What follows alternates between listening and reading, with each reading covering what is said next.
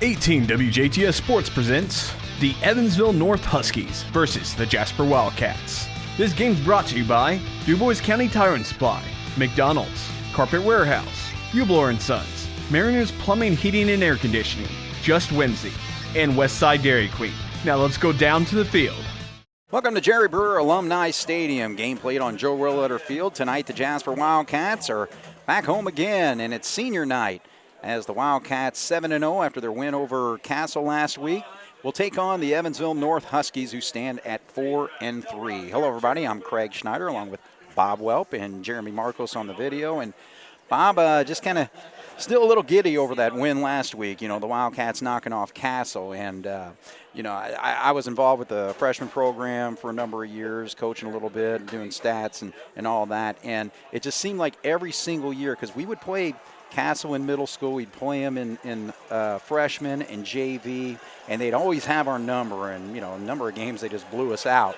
But, you know, I felt like we kind of let one get away from us last year. But this year, you know, again, Jasper just playing the football we've been playing all year. Really, I thought a flawless football game, and that's the reason why we dominated and won that game 30-12. Yeah, and it all starts with the defense. Absolutely. You know, I was talking to a friend of mine over the week, and he was saying, hey, I hear the Jasper defense is pretty good. And my comment to him was, pretty good. Let me tell you something. We're talking dominance with a capital D. Right. Castle was 4th and 40 in their own territory, and they couldn't do anything against our defense, so desperation sets in. They try a 4th and 40 fake punt.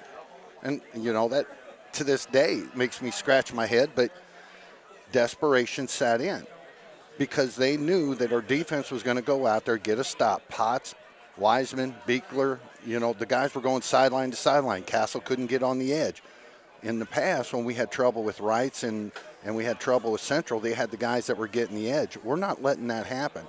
Not only are we taking away the edge to where they can get outside, our pursuit is so well designed on the backside. If they plant their foot and they try to come the opposite direction, you'll have big old number 58 ready to plant you in the dirt. No doubt. Well, and I'll tell you what, we're taking on a North team that's 4-3, and I mean, the North is always a solid football program. They have really good years and all that, but they're always just kind of right there. But, you know, it's a team that is led by Ethan Brody, and, you know, he's been a long-time quarterback for this team. He quarterbacked last year when we played him, but on the season, 68 of 108 for 752 yards, 6 touchdowns. He's thrown 5 picks, but one thing is that he kind of spread things around when he does throw it out there. 9 different receivers have caught passes for this team, but they've also got a really good rushing attack with T.J. Hankins, 134 carries for 924 yards and 12 touchdowns. And, in fact, I was just looking at it, his numbers last week against Vincennes, 18 carries for 193 yards and 4 scores. Now, I know Vincennes is down again this year, but, again, you put that kind of numbers, anything close to 200 yards and 4 touchdowns, you're a pretty good running back. Yeah, I would like to see more of the film on that to see how far he was going downfield before he got hit. You know, if he's like Ashton Sheeter and what Wallace has been doing, where they're getting hit at the line of scrimmage, but they're still getting 7, 8, 9 yards. Yes. You know, that's one thing. Vincennes, of course, is way down. But like you said with North brings some guys up here. North brings a team that's good enough to beat Jasper. Right. If Jasper comes out and they stay workmanlike, and consistent the way they've done the whole year, I don't think North can touch them. But, you know, it's senior night. You would think they would be fired up, but how do we come out? Because Jasper can clinch the SIAC tonight with a win because we've got the head-to-head win over Memorial, who also has 1 loss. Oh, yeah, I totally agree. But, you know, the main thing is that you want to win that conference outright. There's no doubt about that. And tonight is really a key because, again, they've played with some teams this year. You know, again, Mater Dei, it was a 21-14 game a couple weeks ago. They did lose that football game. Blew out Bossy 49-26. Wrights, they knocked them off 29-26 at the Wrights Bowl, so that was a big win for them there. And, you know, and that's just the thing. They're always a tough, gritty team. We've used to scrimmage against them for a number of years there until we started playing them here. But, yeah, again, I'm just always really impressed with what they've got on the field. Joey Peridian is their coach. He's 15 and 22 in his 4th year at the school. So, again, he's just constantly building something up. And they're a 5A team, too, So, again, I know that when they get into that sectional, it's a tough situation for them. But still, again, pretty solid program overall. Well, look at the studs we had in the backfield last year with Mann and Dawkins. And, of course, Dawkins' brother would come in, too. But look how much trouble North gave us last year. Now, Seeley is the gentleman, I believe I've got that name right, who was their all-state and all-conference defensive lineman. I mean, this guy was loaded. He was like 5'8", 205, and he was just a fire plug right there on the inside. Right. What Jasper is doing on their defensive backfield, getting their interceptions and all that, other teams have to go ahead and try to push the ball down the field, because if the offense gets the ball with Schneider and Wallace, Young making the reads that he is, Tony Lewis put in some wrinkles. We had Foley coming through on the backside, trying to put the ball up in the air a little bit, trying to get that into game time. But once our offense gets the ball and you're down by 2 scores, I'm telling you, it's going to be hard to come back against Jasper. Absolutely. All right, so you can see they're actually doing the coin toss. Typically, the coin toss is done in advance, so this is more or less for the show. But so they'll announce as far as who'll have the football to start with. But again, it's senior night tonight, so we'll be giving recognition to all the seniors this year. 15 seniors on this football team. But a couple that I really just want to point out, and the Herald kind of finally confirmed it in their interview with Tony Lewis this week, but Isaac Day out for the season, and also quarterback Will Winesapple out for the season as well. But, those were 2 guys that contribute greatly to the start of this football season, and I just hate that they're going to be missing, the rest of the season. They've been out for a number of games. Winesapple for about, 4 games now, and then Isaac Day for the last 2. But, again, those guys are just really the heart and soul of this whole football season and this whole football team. I really, truly feel bad for these young men, because if you look at their bodies, you can tell that they put in the work. And to have it kind of just yanked from you, that's a really tough pill to swallow.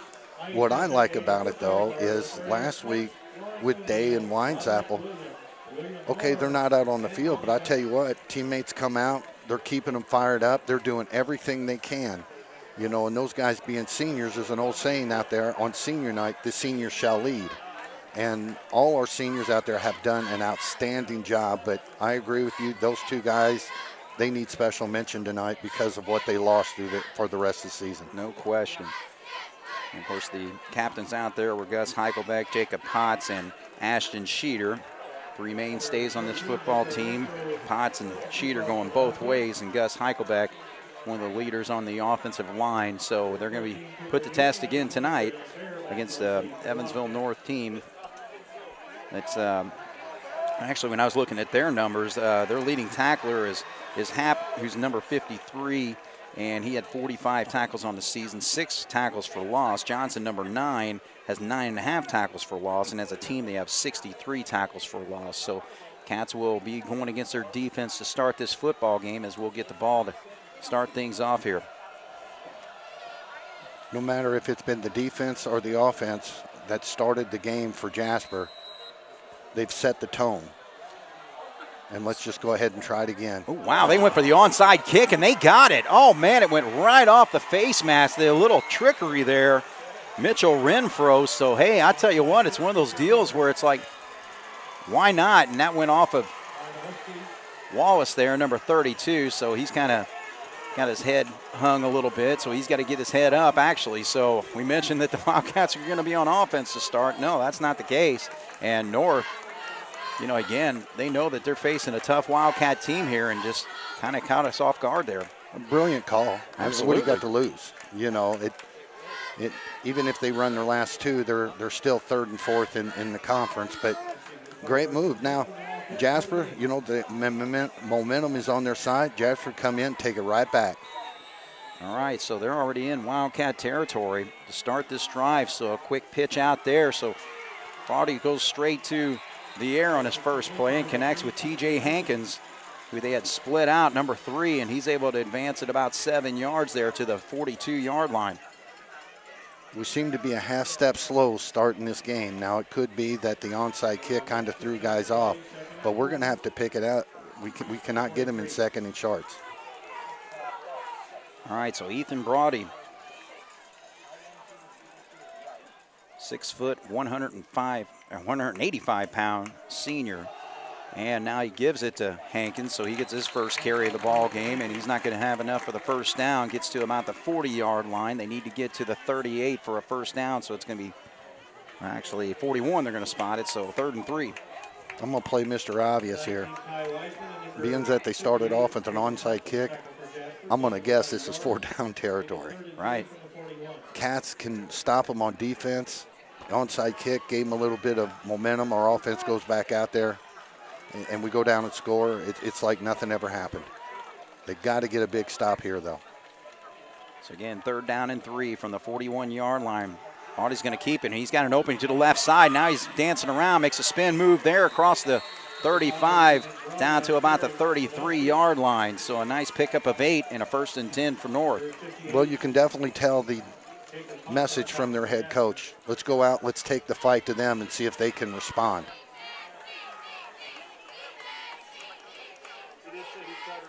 So Brody actually has a cast on his left hand, so he's been playing, I think, hurt all year. And look at Wiseman come up and make the stop.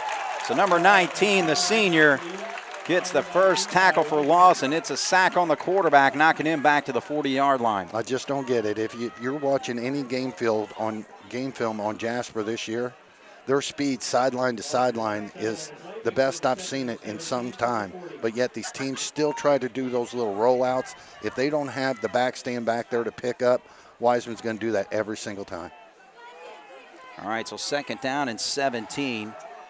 Pitch there, he's wide open in that seam. Number 35 hauls that in. That's Caleb Harris.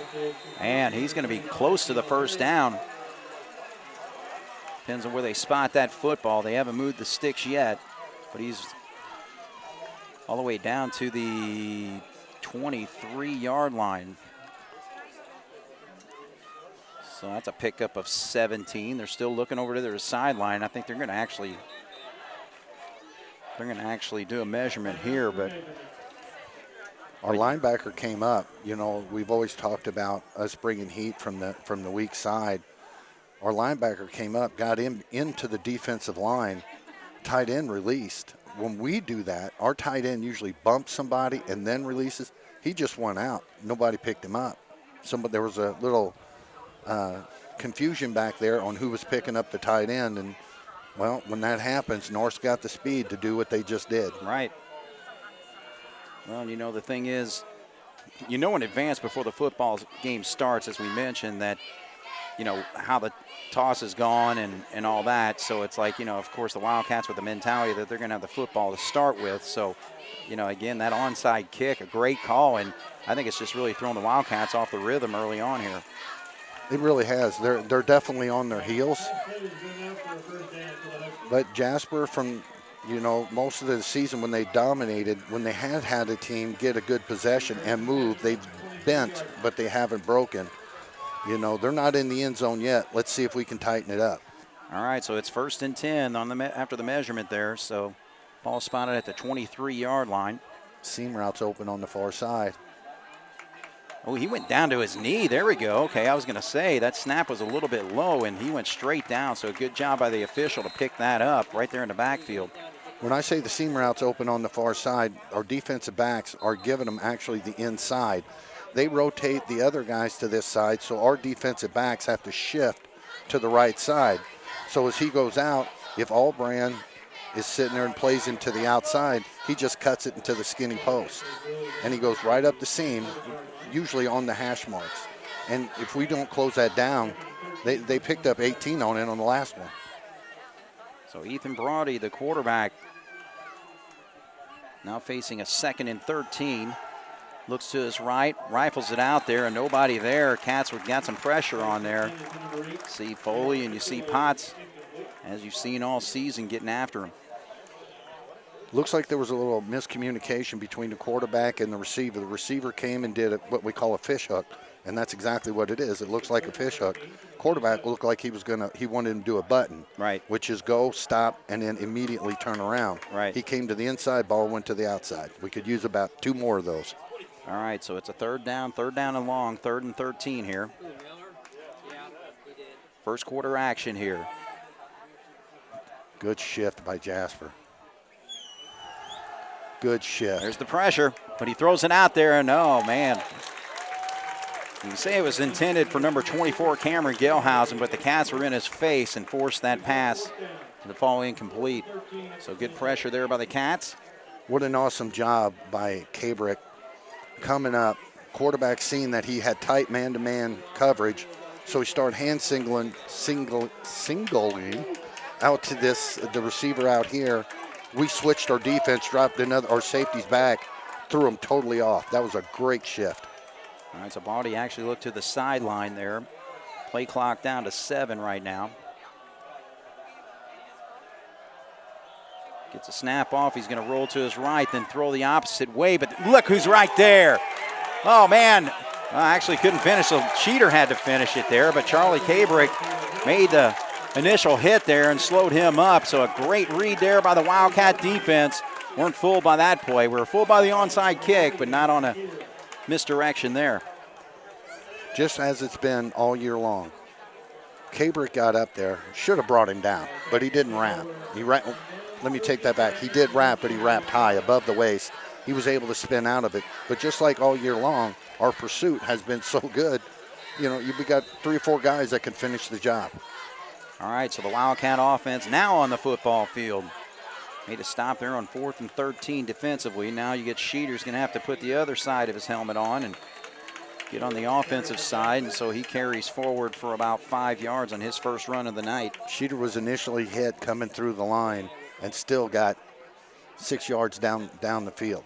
He drugged 2 guys and a linebacker starting to jump on him towards the end. Strength. All right, so ball rests at the 36-yard line after the 5-yard run. Ashton Schneider, of course, a senior tonight, being celebrated in senior night.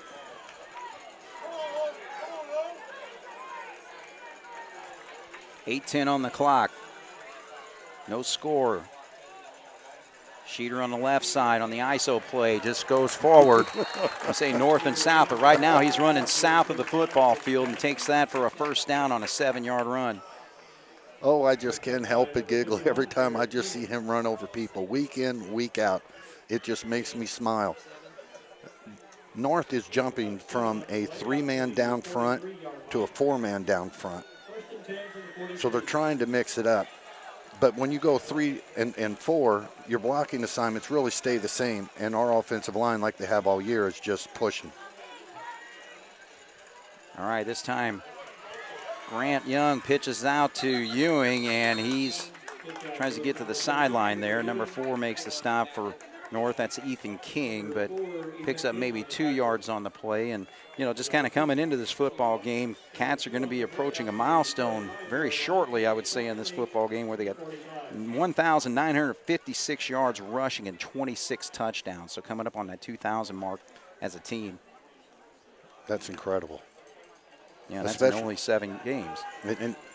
And you think about it, teams know what we're doing, and it doesn't matter. No. Again, that's just perfect execution on that offensive line. Seen it all year.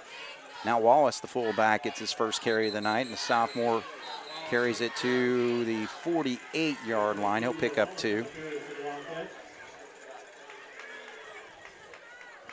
North is starting out the way Central, the way Wrights, and the way Mater Dei got to after about the 3rd or 4th possession of the ball with Jasper. But they're starting off with taking everybody and just slamming them right down the middle. Our offensive line is picking them up. Look for the counter. Look for Foley coming on the backside. All right, so the Cats facing a 3rd down here, 3rd and 6.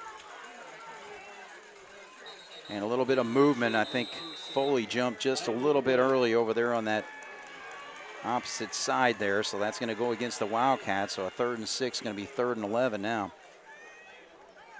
Last week against Castle, Jasper started off the same way. Had some good plays, moved the ball down, moved the sticks a couple of times. Penalty moves us back. Fortunately for Jasper last week, Castle did the same exact thing. Jasper got the ball back without losing anything. When you start getting into postseason, we got tonight and we got next week against Vincennes, and then we go into the postseason.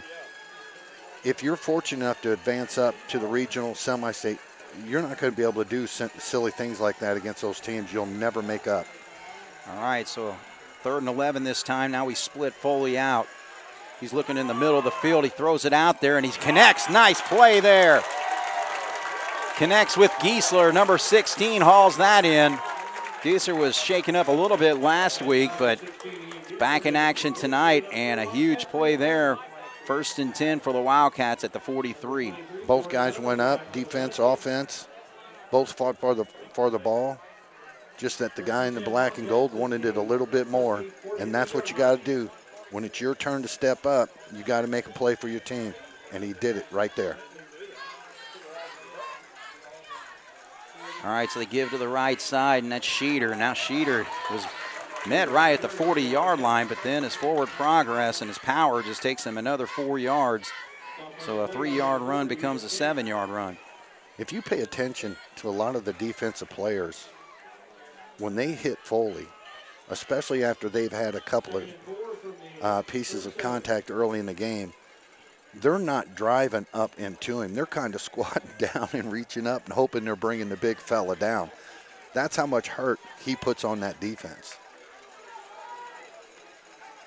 All right, so 2nd down. Schneider on the right side. He's going to get to the 35-yard line, just about a yard short of the marker there. You know, let's jump back a couple of plays on that connection with Giesler. We had talked about in the Castle game the way Young and Foley were hooking up. When you got a little bit later in that game, Castle started doubling and also dragging the rover back over towards Foley's side. People like Giesler, Albrand, the other receivers are going to benefit from that, and that was a good example of it. All right, it's 3rd down here. Grant Young, I don't think he's going to have just enough. We're going to face a 4th down here and just a little bit short.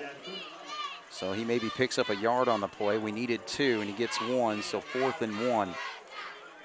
There were a whole lot more white shirts coming up on that line of scrimmage than there were not on that line of scrimmage. That's one of those that if Grant Young sort of breaks that first line of defense, you know, he's still running. But he did a good job of getting hit and spinning and picking up some positive yards. You know, and I say in a situation like this, it's basically a no-brainer. You give it to 30, and no excuse for him ever not to get the 1 yard. So he goes the right side and definitely does. He was met there by number 41, Garrett Mooney, but he easily gets the 1st down yardage. Yeah, that's a pretty easy call. Even with just the size of Schneider and the size of Wallace, if they get hit in the legs and they can keep their momentum going and just fall forward, they're such big dudes that they'll fall and pick up that half yard and move the sticks. All right, so the Wildcat defense does the job after the onside kick and gets the football back on downs.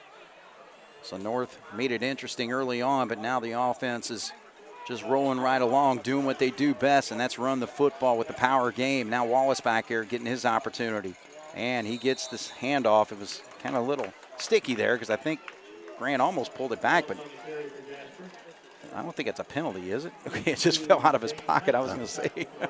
I was kind of hoping for maybe possibly a face mask right there. Yeah. But as far as North goes, you know, the defender came up, got up in his legs.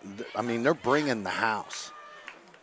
And you and I had talked about this in several games. If they start bringing that house, just take Foley and slip him right behind the linebackers.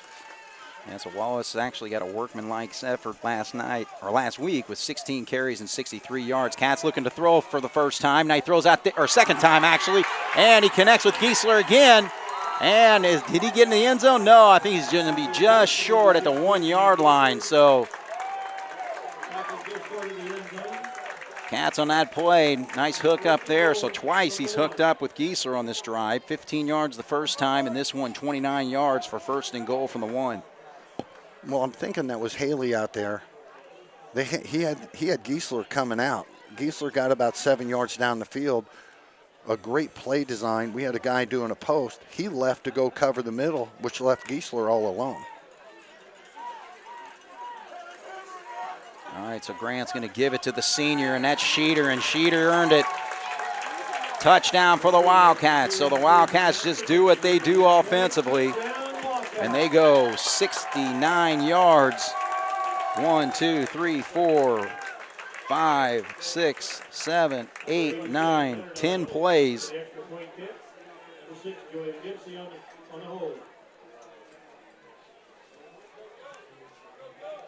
Check out 11 plays they go, but 9 of them come on the ground. 2 big pass plays, one for 15 yards and the other one for 29 to set up that 1-yard plunge.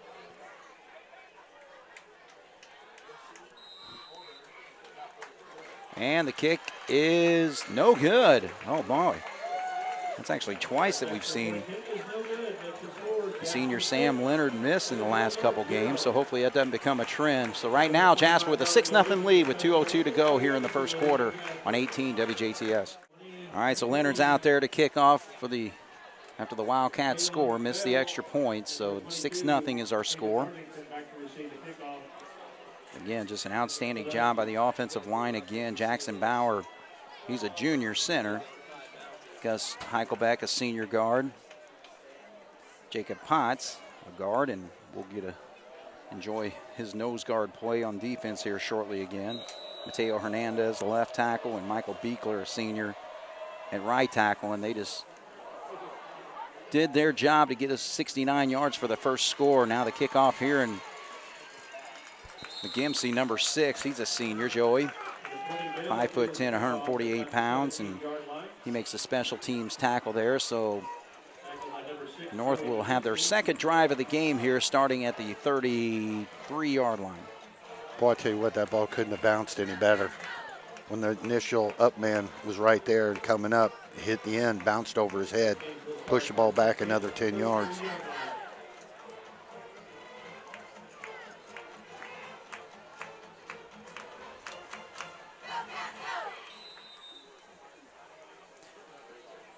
Kind of interesting to see as far as the Wildcat defensive alignment, how tight everybody is.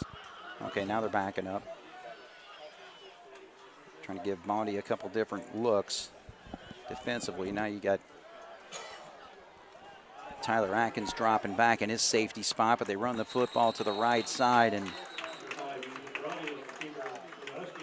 Brody, the quarterback, carries it for 2 yards. We do a really nice job of disguising our coverages with our defensive backs. Now, I don't know if it's the coaches giving them a little bit free reign. You know, Bear and Allbrand and Kabrick and those guys, they just been absolutely tearing it up. Not to mention the job Atkins has done back in the safety spot. Sure, after taking over for Isaac Day.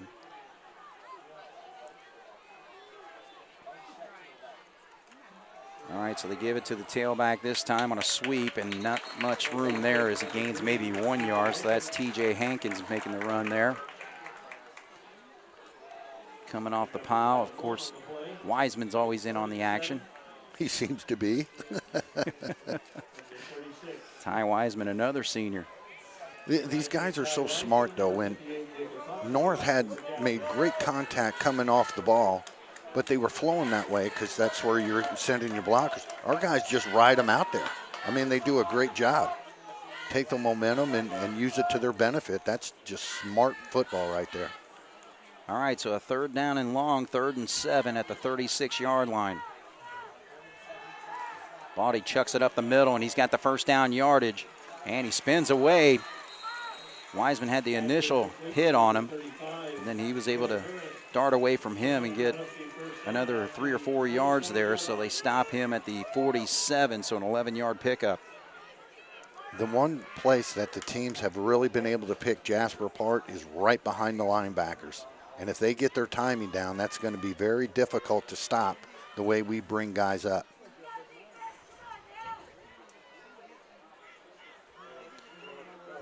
All right, I think they're going to let it run out here. The play clock, game clock are about 2 seconds off here as we come down to 4, 3, 2, 1, and we will be the end of the first quarter. So Jasper gets a score on the board, leads 6-0 against North here on 18 WJTS. All right, we're set to start the second quarter as both teams switch sides, and North comes out 1st and 10 from the 47-yard line. We got to do a better job right there in the immediate middle of pushing that center back up. Because when you're doing a shotgun like that, you're taking a peek back, and then you're just doing it by muscle memory. If we can get him knocked off, we could have some high snaps. All right, so the quarterback, Ethan Brody, kind of a pass run option, and he chucks it out there to his wideout, and he's going to get some first down yardage as Albrand had to come up, kind of threw the Wildcats off there. So number 8, Jalen Mitchell, snags that one and goes about 11 yards. As hard as Jasper's coming, that was a great play call right there. It's almost like your little screen to the running back coming out of the middle. Let the guys go by, throw it over the top. He takes off to the left, our linebackers suck up, he throws it right over the top. They pick up a first down. So in Wildcat territory at the 41-yard line, Brody throws it out there, and he got behind the safety there, number 35, Caleb Harris, but was a little off target on the throw there. That could have been for a big gainer there, if not a touchdown. Well, being a quarterback, you know this. Whenever you release the ball like that, you got to put a little air under it so the guy can run underneath it. Atkins had it. The way the ball was thrown, Atkins had it totally covered, but he was behind him. You're right. If the quarterback makes the correct throw there, that's a score for them. All right, so 2nd down and 10. Stops the clock, 11:29, just underway here in the second quarter. This time a little pass to number 7. That's Angelo St. Louis. So again, that was actually a forward pass there. So that play goes to the 35-yard line, so a pickup of 6. Michael Beekler's a little upset with him. He made the initial contact, stayed with him for about 1.5 yards, and then he lost grip of him. Good thing that his friends were around. What's the old Joe Cocker song? With a little help from my friends. Absolutely. You know, Jasper's been doing it all year. It's a great way to be successful. Of course, that was a Beatles song first. Oh, you're Ringo. so smart. Ringo. All right, Brody keeps it this time. And he's going to be, I think, just shy of the yard to gain there. Boy, he did a nice job of getting what he got, but boy, did he pay for it. So we'll call it a pickup of 5 on the play. Now a 4th down again. So the Wildcats were able to stop them, but it was a little bit longer situation before when they gave it up on downs. It was 4th and 13, this time 4th and 1. So Cats are going to have to get into that backfield quickly if they're going to make a stop. But Brody always operating. Oh, they actually switch. Oh, did you see that? Yeah, they brought number 35, Caleb Harris, in motion. Then he took the snap under center, and he's able to get the 2 yards. They needed 1. He gains 2 to the 30, so that's going to be a first down. As prepared as the coaching staff for Jasper's had their defense all year long. Coach Lewis was talking about Castle, the way Castle played them last year, of throwing in some wrinkles. We've seen the wrinkles. We put the ball up in the air. We brought Foley from the backside, had him run that little counter. It looks over there that North is pulling every play out of the playbook. Throwing in some new wrinkles just like we did last week. We've got to stand tall and be really consistent with the way we handle things up front. Or actually, I think the play clock might have started a little early because it ran down there.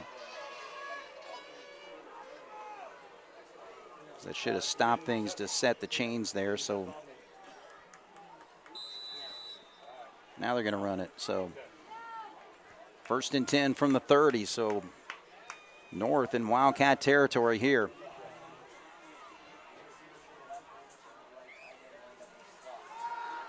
Oh, nice job here by Foley. Get his long frame there to knock that away.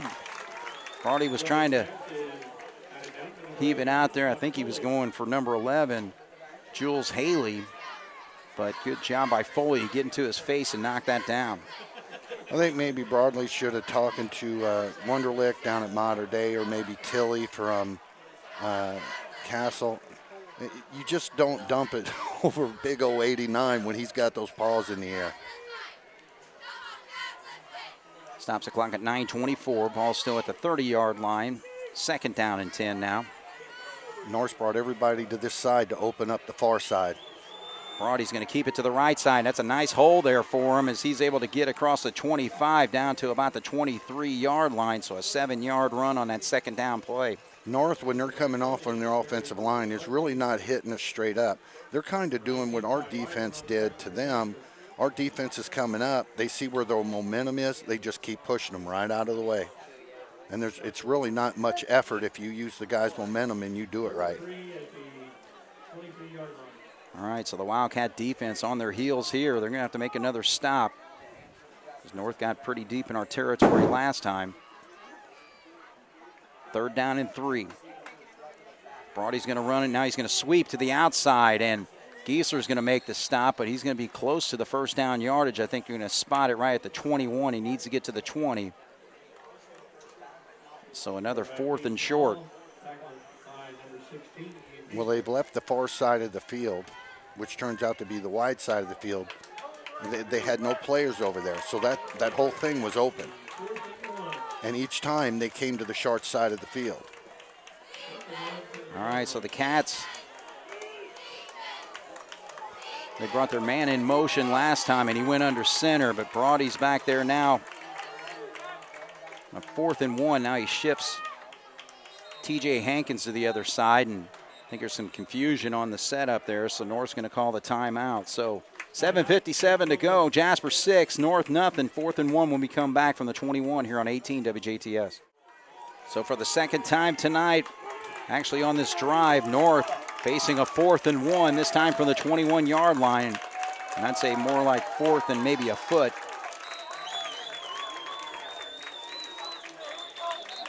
Let's see if they go over big old number 75, Dixon. He comes in at 275 pounds. Well, actually, the Wildcats now call a timeout. They didn't like what they saw, so they're going to make their adjustments. So we'll take another break. 6-0 Jasper over North here on 18 WJTS. All right, so the coach is going back and forth. This time the Wildcats call the timeout. Really need to make this stop here to get control of this football game back. Watch the wide side of the field. Brody's going to keep it, and he's got it. And he goes all the way for the touchdown. So he was able to split through that line of scrimmage, and then it was just nothing but green field in front of him. So 21 yards for the quarterback, and they have tied this football game at 6. North decided to take a play out of Jasper's script book. A lot of plays, eat up the clock, keep Jasper's offense off the field. You know, keep Jasper on defense guessing. They did a great job of that. So 67 yards on the drive, 12 plays. And the Cats are able to block it there. Schneider got up there and knocked it down. So we stay at 6-6, but tell you what though, Bob, I thought that drive was just a little bit too easy for North. They were, and usually, you know, a person kind of looks out there and they see the special trick plays that they're putting in. I mean, nobody in Evansville has done anything remote to what North has done on there, from the onside kick right off the bat to moving the guy in motion, snapping to him direct. Now, I couldn't tell you if that's been their playbook all year long, but you would think that if it was, the coaching staffs would have seen it and we would have made the adjustments. Right. But, you know, they blotched the extra point just like we did. So, you know, you don't have to worry about that extra point coming back to haunt you in the end. All right, so I tell you what, we'll take a break. 6-6, Jasper and North tied with 7:51 to go here in the second quarter on 18 WJTS. All right, so this time Wrights brings number 13 out to kick. That's Matt Jones. Actually got listed Mitchell Renfro as their kicker, number 14. So see if they try to do another onside kick here.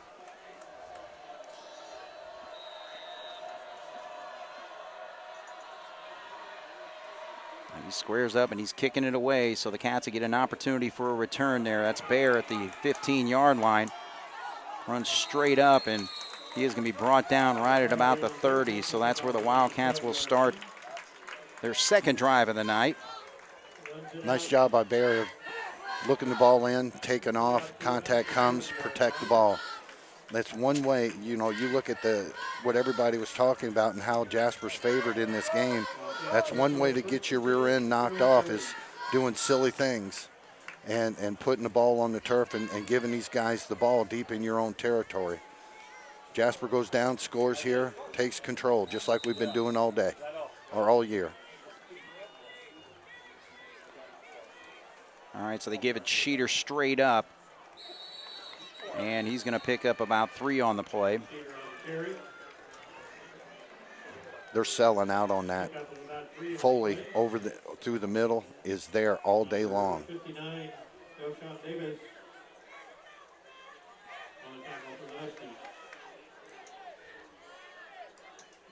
Yeah, I'll tell you what, again, look at some of the size there of North, 6'3", 300 pounds, sophomore Jaden Hazelwood, number 68, playing that right tackle there. And the Cats on a counter play, and that's going to be Giesler. So Giesler's able to race it all the way to the 45-yard line, so a 12-yard run on the counter. Interesting that you were talking about Hazelwood coming through the 300-pounder. The counter came this way. When our running back went to the right side, he went straight for him. Right. It seems to me that the coaches are telling these guys, wherever 30 goes, wherever 32 goes, read them. And if they keep flowing like that and they keep their eyes down, just kind of like a point guard that runs a basketball team, keep your eyes down, you're going to miss a lot of things. That counter will just eat them up. So 1st and 10 for the Wildcats on the 45-yard line. Schneider on the right side. And coming in to making the stop there is Delshawn Davis, number 59, another sophomore on that defensive line, 5'11", 285. The coaches have made adjustments perfectly to this point of the season. And we've always had Schneider and Day back when he was healthy and Wallace kind of get the yards, and then that opens up Foley and everybody else. Maybe, since they're selling out on the run, go to those short passes to Foley and open up the run game. Here they come again. All right, so it's straight up there, and I think, Grant kept the football, but he had forward progress to the 50-yard line, so a pickup of 2 will make it 3rd and 5 from that spot. They're just selling out. That's all they're doing. They're bringing 8 guys up in the box and just selling out. They're trying to have more numbers than Jasper's offensive line, which, that's really what you want to do. It is just laying there for Jasper. Let's see if Coach Lewis goes down to his playbook. All right, so 3rd down and 5 from midfield. Young drops back to throw, chucks it out there, and he could not connect with Albrand. I think that was number 27 who came up, Keontae Barton. And he knocked that away, and so the Cats are going to be forced to punt. Nice job of covering. When Grant Young dropped back, I don't know exactly what the design on that is, but if he drops back a couple extra yards, that gives Albrand just that extra second to get around. When he took one step back, he was sitting there waiting, looking down Albrand. The defensive back just came up. All right, so this time now, North has to call a timeout on a special team situation here, and coaching staff doesn't look happy over there, so we'll take a break. 6-6, Jasper will be punting when we come back with 5:04 to go here in the first half on 18 WJTS. Kabrick back to punt for the Wildcats.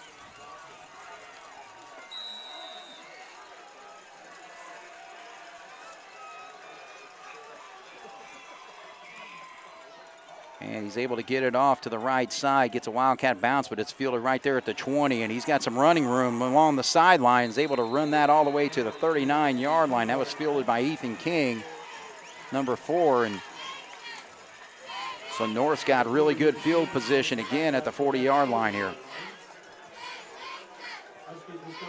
What we've witnessed to this point is about as simple to describe it as you can. North is taking it to Jasper, punch Jasper right in the mouth, and we're not responding. They have the ball starting the second half. We've got 4:54. Now, they've used 2 timeouts, but we have got to make a stand. We cannot have them put any points on the board at all. Right. So a 20-yard return there sets it up 1st and 10 from the 40 with just under 5 minutes to go here in the half. Brody trying to set up the screen, gets it out there, and Schmidt, oh boy, good job. He recovered there because the receiver, number 8, made the move, Jalen Mitchell. But Schmidt kind of lost his footing a little bit, but was able to trip him up. And he only gains 1. Absolutely wonderful open field tackle, but that's one of those, Schmidt's getting up going, oh, thank the Lord. Just enough of his heel to knock him down. So 2nd down and 9.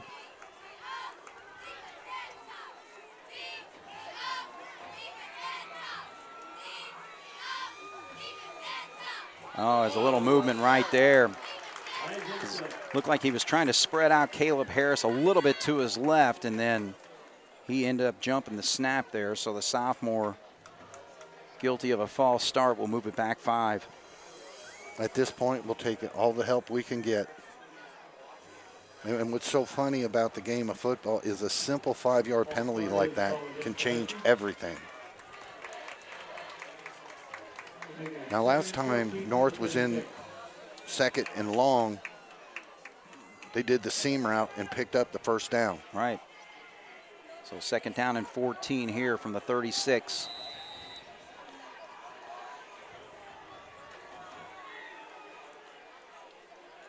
Roddy to run play all the way. And he's got room over there, and he's going to get across the 45. He'll spot that at about the 46-yard line. So that's a 10-yard run. Who's ever playing the right defensive end or the left defensive end, when you see the tackle in front of you taking 2-3 steps to the left and hooking back, he's trying to pinch it. That tells you right away where the ball's going. You got to get through those blocks. North's doing a good job of controlling the point of attack right now. Jasper's got to flip the script on that. I mean, obviously, as you can see, the Wildcats against drop-back passers have had great success getting into their faces over the season, but good running, versatile quarterback abroad he is now he throws it across the middle there. Is not able to hook up with number 35, but again, he's just a really scrappy quarterback that's just giving us fits early on.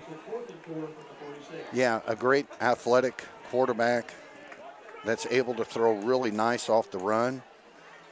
Just like when Schneider and Wallace and those guys run well for Jasper, he's been able to get to the outside. So when he takes off, we're selling out to him, and that's when the receiver pops up and he does that. So because of his success, has opened up the whole offense for North. So North is going to have to punt this time. Little rugby style there, and gets off a nice punt, and a fair catch is called by Bear, and so Jasper's going to have to operate from the 15-yard line. So an outstanding punt, and just really shifting the football field here, Bob. Yeah, great punt, but Jasper's got plenty of time. 3:05, we've got 2 timeouts left. 1st downs, clock stops to where they set. If Jasper moves and they just keep getting 5-6 yards a clip, they should have plenty of time to get down and put some points on the board. All right, so they're going to start from the 14-yard line. 3:05 on the clock. Young works his way out to the huddle, and the play clock starts here. Jasper 6, North 6. Both teams getting scores on the board after long, sustained drives. But both times, on their last possession, both teams having a punt. So the Cats get the last crack here in the first half. He's going to chuck it out there and actually just overthrows his receiver. So he's trying to hit Foley there, but falls incomplete, so stops the clock at 3:01. North did a nice job of coming up. Number 1, Johnson, keeping Foley to the inside. He wanted to break to the flag a little bit early, but he wouldn't allow him to do that. Grant Young, just going off timing, placed the ball there, but he was able to push Foley up the field about 3-4 yards, which threw off everything. So second down and 10. Cats try to run the counter here, and he actually has to go the other way, and it's not there. That was Gieser carried that football, and we actually lost a yard on the play. First time all year I see some fans out there kind of moving left side, right side, kind of getting a little fidgety. But being that that's the first time I've seen it this year, this is the first time we've seen somebody take it to the Wildcats. Right.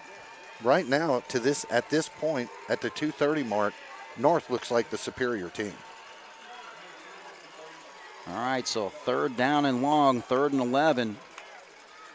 And as we mentioned on that punt, it just really shift the field position in favor of North. So Cats are going to have to come up with a big play. There's a little shovel pass there to Foley. Oh, he's able to get away from one tackler and then gets kind of upended there at the end.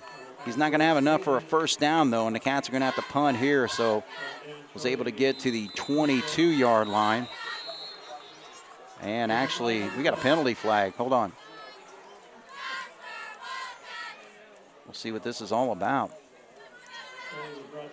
Well, he's pointing towards North. Let's hope he knows what he's talking about.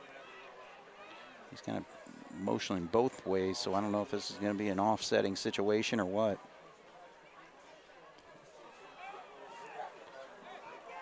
He's pointing out a specific player there. Yeah, that could be.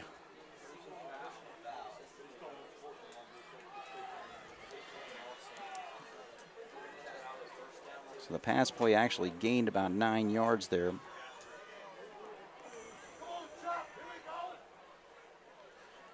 Let's see what they do here.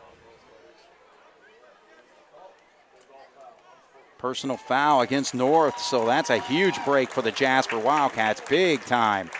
Because the Cats were 4th and 3, going to have to punt there. Now 15 yards.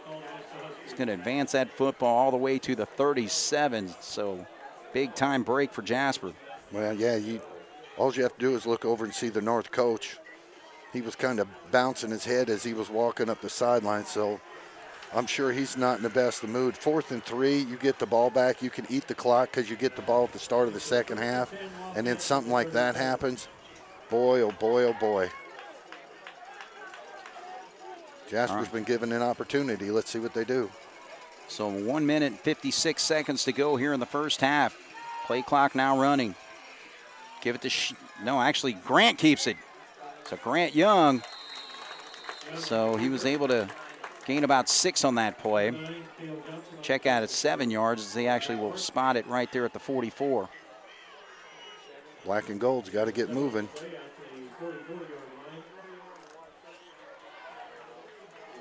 Minute 32, minute 31. Still waiting for his receivers to split out there. Allbrand way over there on the far sideline. Young, though, he's going to go down. Picking him up was number 59, Delshawn Davis. Oh, check that. No, number 68, I think, made the play. Number 68, so that's Hazelwood.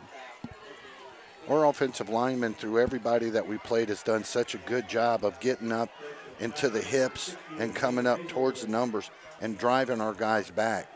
North's big fellas, the 300-pounder, the 315, they're staying low. We're having a hard time of getting underneath them, and they're winning the point of contact. All right, so Young's going to roll out here, and he chucks it out there. Good job by Ewing to haul that in just right at midfield and get out of bounds right away, so a big pickup there. Jasper's got to pick up probably another 30, 35 yards. We got 2 timeouts, so if we can do what we did right there, get out of bounds, stop the clock, but we got to stay away definitely from the sack, but we got to stay away from not moving the ball past the sticks. All right, so 43 seconds to go here in the first half. 6-6 is our score. Cats looking to get more points on the board And we know Leonard's got the ability to kick a field goal if needed. Oh, no, another sack. So Young had to kind of elude the rush there, but then stepped up there, and right there, Sean Bennett brings him down. So that's another loss, and the clock continues to run, 26 seconds. Cats not stopping it. No, we didn't. When you take receivers deep, one of the reasons you do that is if there's a mismatch, Hail Mary towards the end of the game. But usually you always see somebody come across the middle. So the guys from the outside go deep, take the defensive backs with them, and then you slide somebody in the middle. But we had all our guys go deep. Well, I don't know why Jasper decided to just give up there. Oh, my goodness, because that's just nothing but momentum for North. And look at that sideline fired up, and their stands over there, their fans are fired up. So they are punching Jasper tonight. And we're going to halftime with a 66 score here, Bob. Even though the game's tied, North's dominated this game. Right. And what you had said, during the halftime of every game we've witnessed this year, Jasper's been the team bouncing. Well, as we said in the Castle game last week, questions to be answered, if they know we're going to throw it and we throw it, can we still do it? We've had several questions answered. Right. Now that Jasper's struggling right now, North gets the ball, how do they react? Well, they'll get a chance to kind of get things straightened out. Right now, Cats on their heels, tied up 6-6 as we go into the halftime break here on 18 WJTS. All right, we're in halftime here. The Jasper Wildcats and Evansville North Huskies tied at 6-6. And the Wildcats going to have to make some adjustments because North has pretty well stopped us offensively, and they're doing the job on their offensive side of the ball as well. But, hey, again, it's senior night, so I just want to take a moment here to recognize the seniors this year. Jack Albrand's number 4, son of Susan and Jason Albrand. Joey McGimsey, number 6, the son of Dave and Audrey McGimsey. Will Winesapple, number 9, son of Matt and Shelley Winesapple. Cooper Ewing, number 13, is the son of Chris Ewing and Wendy and Matt Murray. Number 16, Ian Giesler, son of Jeff and Abby Giesler. Ty Wiseman's number 19. He is the son of Chris and Amy Wiseman. Cale Schmidt, number 22, is the son of Carrie and Kim Schmidt. Ashton Sheeter, number 30, son of Eric and Lisa Sheeter. Isaac Day, son of Kathy Knight and Matt and Angie Day. Michael Beekler's number 50, son of Jim and Colleen Beekler. Number 57, Owen Wiseman, is the son of Brent and Nicole Wiseman. Jacob Potts, number 58, is the son of Ben and Kristen Potts. Number 64, Gus Heichelbeck, son of Kara and Kyle Heichelbeck. Number 80, Samuel Leonard, son of Josh and Sarah Leonard. And number 89, Connor Foley, son of Mike and Christy Foley. So the 15 seniors being celebrated tonight. Well, we got to get those 15 seniors all together to get back into this football game and take control of things. Absolutely. What we had talked about earlier in the broadcast, and the seniors shall lead. It's time for them to get everybody going. We were watching Jasper come off the field. Here comes Wallace. Wallace doesn't have a shoe on, so you're thinking, good Lord, not again. So we don't know what the outcome of that is, but we'll see here in the second half. But how does Jasper respond? They haven't had to deal with this all year long. This is a good opportunity for them to kind of go in. Coaches have been real good about the adjustments at halftime. Mm-hmm. Let's see if that trend continues and see if Jasper can come out here and just get a sustained drive going. And let's start it off by a good stop, get the sustained drive, get some points, and get back to what we're used to, or at least what we have seen so far this year. Well, the numbers, North 13 carries for 52 yards rushing the football. Passing yards 43 on 6 of 11 passing. Jasper 18 carries for 47 yards. And passing 4 of 6 for 65 yards. So Sheeter's leading the Wildcats in rushing with 29 yards on 8 carries. Brody is leading things for the North Huskies. 9 carries for 42 net yards and a touchdown.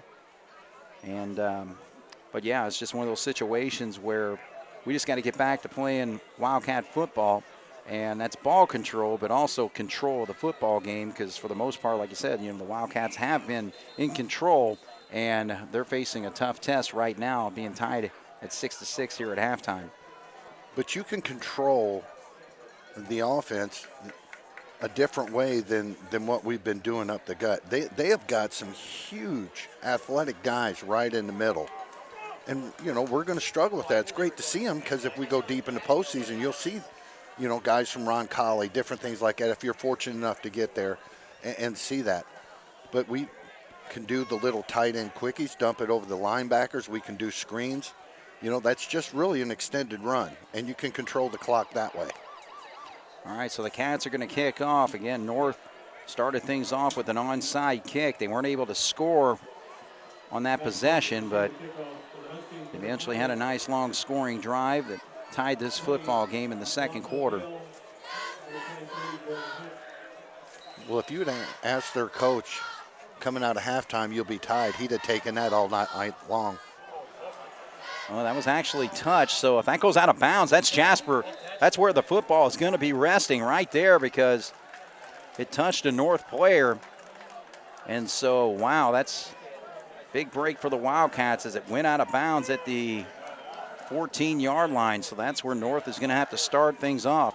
Well, he did his best impersonation of Mr. Reeves in The Matrix. He tried to bend out of the way, but those squib kicks, that's the thing about them, the big positive. You just have no idea what's going to happen. Oh, I know. Jasper caught a break. Now we've got them pinned down. Let's hold them down. All right, so the Huskies are going to have the ball 1st and 10 from the 14-yard line. So this is a great opportunity for the Wildcats defensively. They get a stop here and shift that field position in our favor. Just really need a 3 and out, so they're going to run the football straight up, and they're not able to stop him at the line of scrimmage, but luckily that didn't go for more. He was able to gain about 4 yards on the run. So TJ Hankins, as we mentioned last week, 193 yards rushing and 4 touchdowns. He's got the ability, if he gets it, 4-yard pickup there. One of the big differences, just like on that play right there, our defensive backs are making a lot of tackles tonight. Usually it's Potts and Beekler and Foley and all those guys. They have got to shed their blocks and got to make contact. Right. All right, so 2nd down and 6.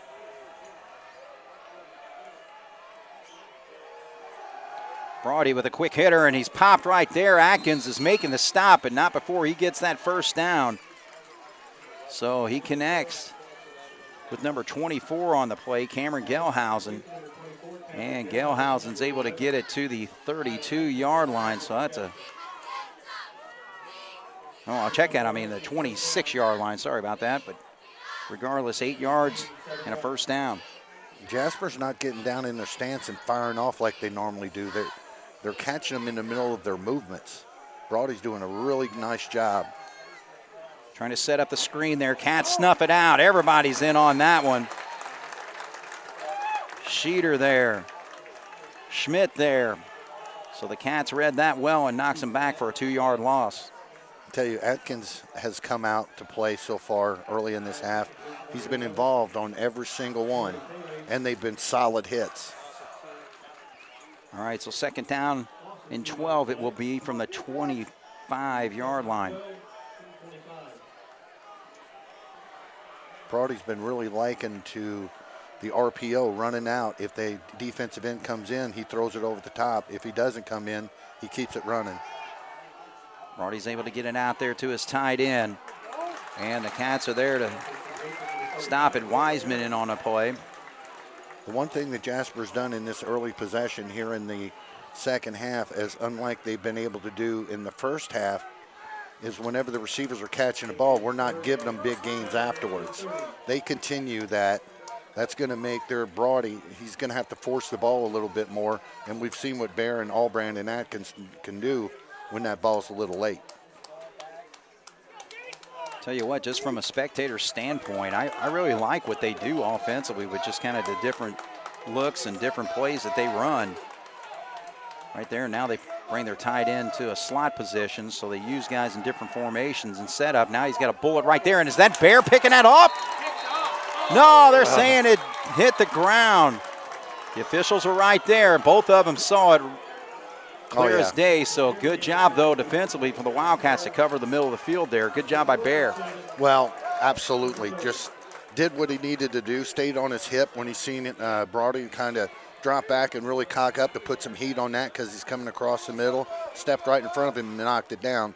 I know the fans weren't happy about that, but like you said, the officials were looking right at it. We were actually looking at Bear's backside. But nonetheless, Jasper came in and got a stop.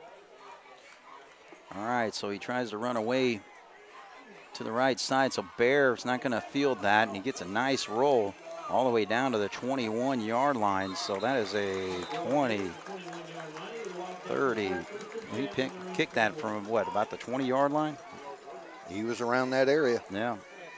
An outstanding punt all the way to the 21-yard line. So Jasper will have their first possession from there.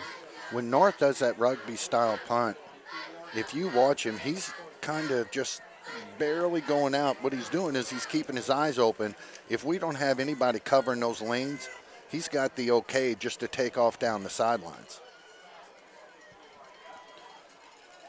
They haven't attempted it just yet, but again, North is putting all cards on the table in this football game, so don't be surprised if we see it sometime along the way, but the Cats just need a nice, long, solid Wildcat drive there, and that's a good start there with an 8-yard run by Schneider. Nice job bouncing it out. What we have seen in the first half is the two heavyweights for him, they're inside tackles. They're crash in the middle because usually Schneider gets that dive right off the center's hip. Now they've taken Schneider and started to move him out a little bit. If he bounces a couple of those to the outside, now those tackles are going to have to go to the outside. Jasper mixes it up, comes right back in the middle. All right, so Grant keeps it this time. He sees an opening, he turns upfield, gets the necessary yardage. He'll pick up 7 on that run to the 41. Nice read. Now check out to the 36. I'm reading my yard markers a little off there, but.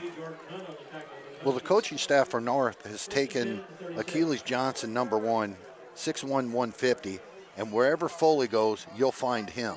So he's just essentially, here he comes again. Foley comes out, he comes out. So that's the spy on Foley. Schneider gets it this time.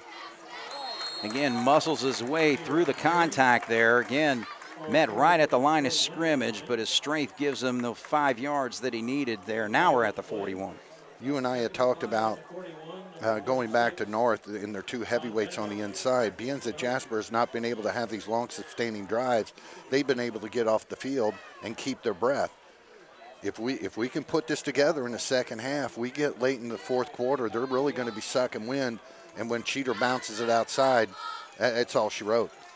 We've seen in games throughout the season where the Wildcats' conditioning seemed to come into play, and we'll see what North's got against it, and that play didn't go for much there. North made an adjustment on their defensive line, Craig. They took the big guys and they moved them over to the left, and they moved their tackle to take away. Jasper's got to come up with a way to understand that when that opens up, when they're lined up and closed off the middle before we snap the ball and they make a shift, we have to have an audible or something to make sure we do that quick dive. North made a defensive adjustment there. Number 52, Zane Hatt, came in at 265. Give him a little movement there, and actually, there we go. We get him to draw off sides. That's an outstanding job by the Wildcats, and the quarterback using his cadence there. Needed 4. We're going to get 5 here in a 1st and 10. Nice job by Grant Young. But just out of curiosity, Craig, we have seen that several times now, and you've got a little bit better angle than me, but it didn't look like there was contact. We've seen guys jumping off all year long, and they haven't thrown the flag. Right. All right, so advances the ball to the 47-yard line. 1st and 10 for the Cats there.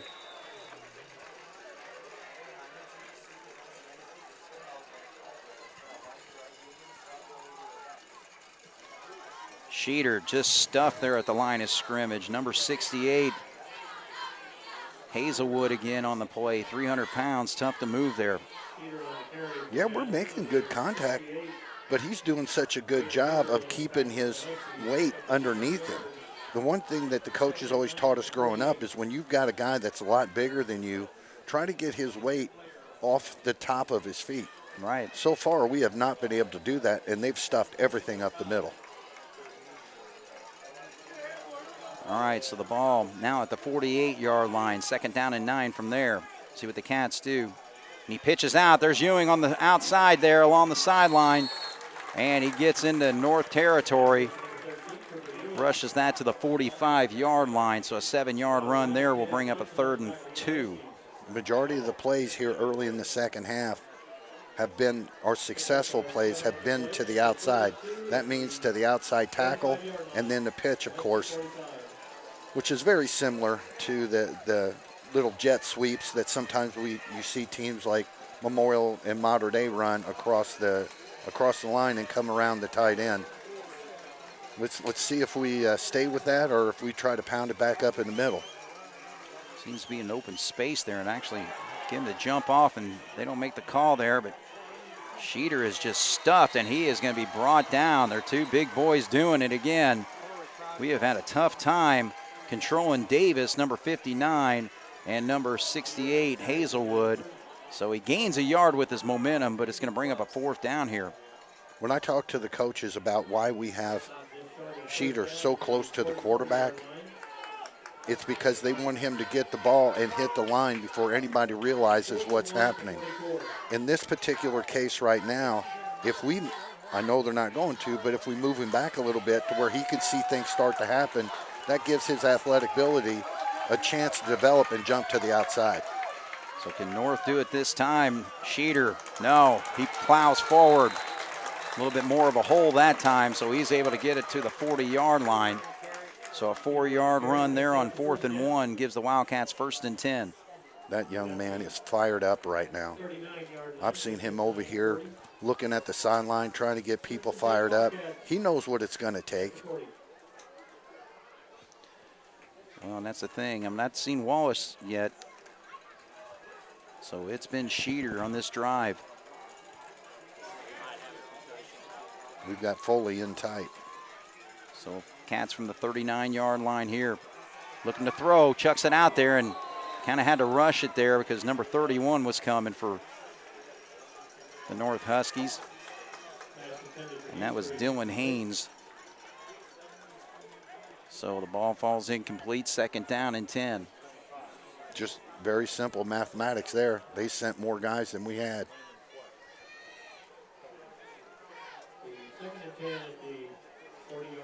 So Wildcat passing game, a little off in the last couple quarters here. Well, last week when we had success against Castle, it appeared to me that Young had dropped back a little bit more. He's only going back 2-3 yards. Actually, Cats having to go to sophomore number 25, Landon Fleck, to get some carries here. He carries that one for a couple yards. Maybe just one, actually. Yeah, he's just giving Schneider a break here and there, which I totally get. But Fleck's got more speed. He's more of a try to bounce it out to the tackle, to the outside, to the defensive end, and let him go that way. You send that young man right now up against those 300-pounders in there, that's going to be some tough sledding. We have yet to try to really find Foley yet. Let's see if Coach Lewis goes to that now. All right, so the Cats facing a 3rd and 9. In outside counter. Actually, there we go. Ewing with a wide open space, and he's going to take it all the way for the touchdown. North didn't expect that play right there. We saw some success earlier in the ball game with the counter play. But Ewing takes it. Just like I was talking about, do we go to Foley? North seemed like they were kind of thinking that way too because they were cheating some guys. But you and I had talked about the way they're pinching on the inside. If we can break that initial line of defense, that's what happened right there, and we made a house call. 38 yards on the counter play. So Cats back on the board, and they're going to actually kick the extra point here. So Leonard is able to pop that one straight through. So Jasper goes 79 yards. Final 38 by Ewing. and they lead 13-6 with 3:46 to go here in the third quarter on 18 WJTS. All right, so the Wildcats go 79 yards in 11 plays, capped off with the 38-yard touchdown run by Cooper Ewing. So Jasper with a 13-6 lead here, 3:46 to go, and set to tee it up. And no big plays, no big plays. Straight ahead, and that ball this time does go out of bounds, so North is going to have the football at the 35-yard line. I'm thinking that's 22 running across the field from North. Kalen Northington, sophomore, did a nice job of reading the ball. He was right there, just like, foul ball in baseball. You just kind of wait, and then, of course, it was going out. Did a nice job of staying away from it. Now they've got good starting position. But can our defense come out and do what we did the last time? What is going on? They're actually going to make us kick it again. All right, so they called a legal procedure against us? Or is that just kicked out of bounds, but okay. I guess they got an option to have you kick it again. Well, it's yet to be seen, but I can't imagine if you got the ball starting on the 40 that you'd have them kick it again. Let's hope Jasper gets a funny bounce and we get a big break on this. Boy, the coaching staff over there would really be kicking themselves in the tail. All right, so this time Cats are going to have to kick it from the 35, and Leonard's going to put it on the opposite hash this time. But again, North pretty confident that they can get a return here. So special teams have come into play in this football game, starting off with an onside kick that North perfectly executed to start the football game. Now look at that outstanding kick. Where has that been all year? All right, so it's now fielded at the 5. Cats are going to have to cover this, and they do as they hold them up to the 25-yard line. So really, when you look at it, North would have had the football at the 35 if they went that route, but the Cats moving back another 10, so they're going to have to start from the 25. Correct, 35. I need to correct myself. I did say the 40. But it just doesn't, you're doing great in the trenches. You're holding your own if you don't have an edge. Jasper did get a long run, or the long run there, but I just don't understand why you would have them kick that again. So Ethan Broady's going to engineer his offense this time, and he's able to spin away. He's going to gain some yardage there up to about the 31-yard line, so a pickup of 6 on that first down run. Just your basic RPO. If they don't come up to stop, get what you can. Now, he pulled the ball up like he was going to throw it. And, boy, I was kind of hoping he was, because when he did it, he was a yard past the line of scrimmage. All right, so second down. Ball at the 31. Brody again on the left side. There's a spin away there. Contact initially made. Trying to see if that was Cabrick, I think, who came up and hit him at the line of scrimmage, so he's able to gain about 3 on that run. It's going to be 3rd down and 1. First time they did this, they had the guy go in motion and snuck him up right there, just like that. Yep, they ran that play again. Did they get it? Yes, they did. So again, they bring Caleb Harris in motion. He goes right under center, takes that snap.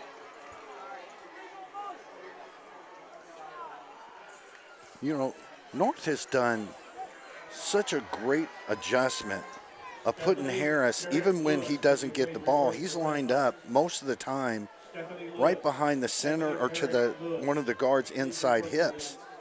Where's Jasper getting all their pressure this year? Right up the middle. That is a great move by the North coaches. So sets up 1st and 10 from the 36. 2:24 on the clock here in the third quarter. There's pressure there, but he's able to get away from it. Potts had his beat on him. Or I'm sorry, that was Beekler. And an opportunity to pick it off, and Cats can't come up with it. Albrand out there, and also Giesler in on the pass defense. So that falls incomplete.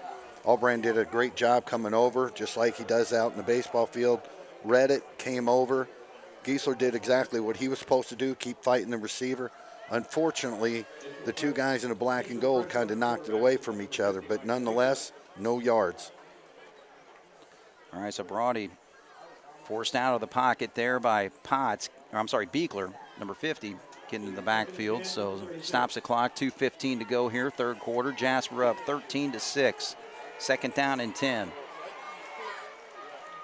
They're going to run it this time. Cats get into the backfield. Foley slowed him up for a little bit there, and the rest of the Wildcats break it up. And actually, Potts has the football in his hands. Yeah, they ruled him down. Man, I think he really thought he had it, though. He stripped that football from him, but I guess they probably stopped the forward progress. I will say this for the North running backs. These guys are running harder than anybody we have faced all year long. Right. All right, so it's going to be third down and 10. No gain on that play. Seam route.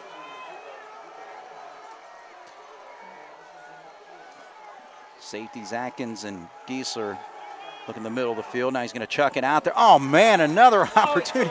They called the flag. Wow, are you serious? Yeah, and he fell on us. He just tripped. That's all that happened. Oh, man. That's a terrible call. And the thing about it is the official that was right there didn't throw the flag. It came from the guy on the far sideline. That's a terrible, terrible call.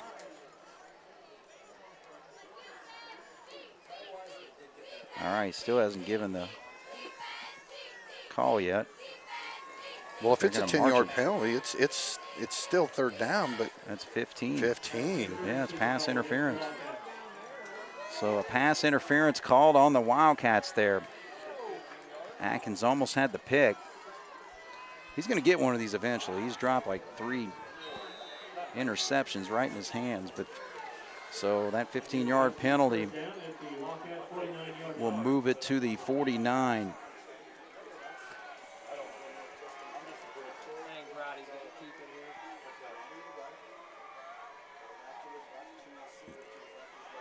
Brody's going to roll to his left. Looks downfield. He's got a man if he can get it there, and he hauls it in. He had a step on Albrand. Number 8, Jalen Mitchell, makes a great catch, but an outstanding throw by Brody, who was rolling to his left and just heaved it downfield. And North got an opportunity to put another score on the board with 1:19 to go. They're first and goal inside the 5. Everything was wrong about the way he threw that ball, except the result. Threw off the wrong foot, had to stop, turn his body, but nonetheless, the result was perfect.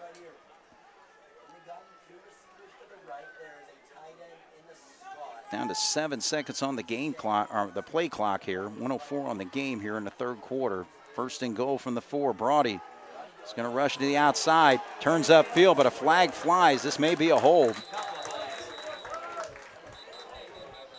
Well, you could have your choice on which hold you're going to call, because we had 2 black shirts get pulled straight to the ground.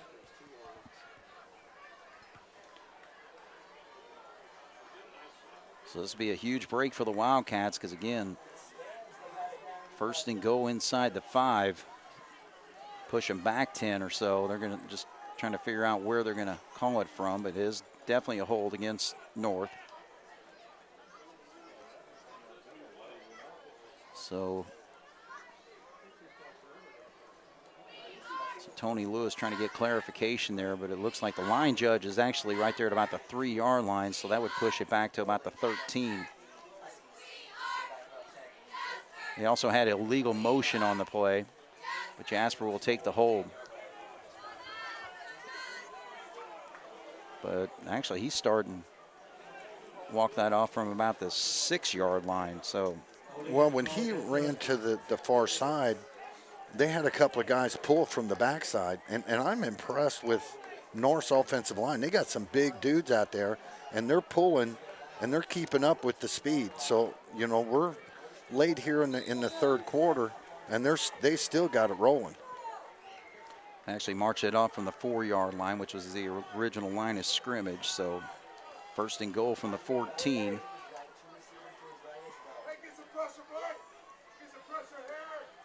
All right, they give it to the tailback and nothing there. Peter got back there, but it was finished off by Schmidt. Potts was also in on the disruption of that play. So nothing there for TJ Hankins. Best job we've done all night firing off the ball. I can't imagine that they're going to run another play. Now Brody's running over to the other side. All right, so they're going to let it roll out here. So Jasper with a 13-6 lead. It's looking tough there as that long pass play had him first and goal from the 4. When we come back, it'll be second and goal from the 18 here on 18 WJTS.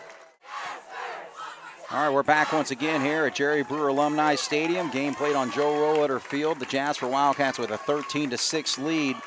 North with the football at the 17-yard line. Still second down and goal from there. But, Bob, I think it's just one of those situations where who's the better conditioned team at this particular point? Because, you know, again, the fourth quarter, the Wildcats have pretty well pulled away most of their games in the fourth quarter, but North just a team that won't go away. This has been a slugfest. This is very indicative of last year's game. North's bringing it to the table, but just keep the ball in Brody's hands if you're North. All right, he does give it to the tailback, and he Nice makes a move. Hankins sidestepped a couple of defenders there, but eventually goes down. They're going to spot it at the 7-yard line, so 10-yard pickup there brings up third and goal. Well, they did exactly what we thought they were going to do, keep the ball in Brody's hand, and he stuck it in there reading, and he's seen all over pressure start to come up the inside.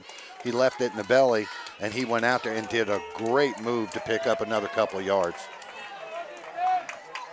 All right, so third and goal from there. North looking to get a score on the board and potentially tie this football game. 13-7, Jasper with the lead.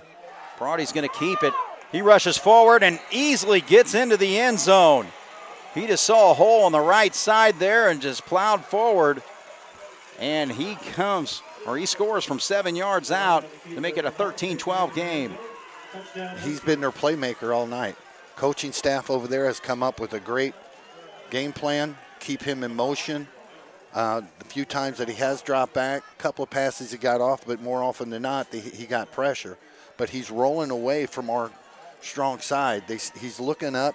He's seeing where our linebackers are coming, flowing to the other side, and he's got the option to run or pass.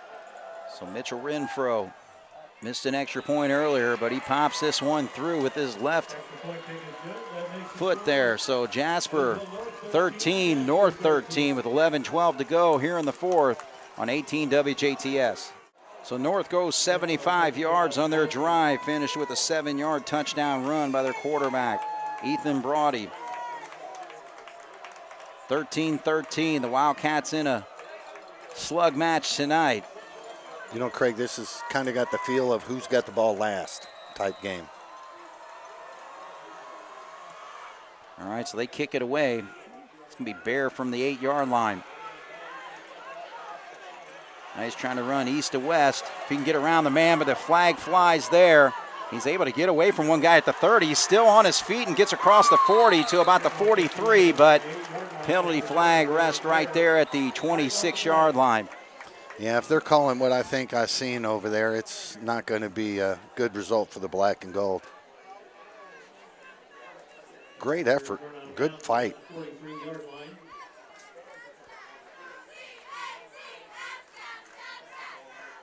I don't think the Wildcats are anticipating it being that way as they're setting up their huddle around the 20-yard line.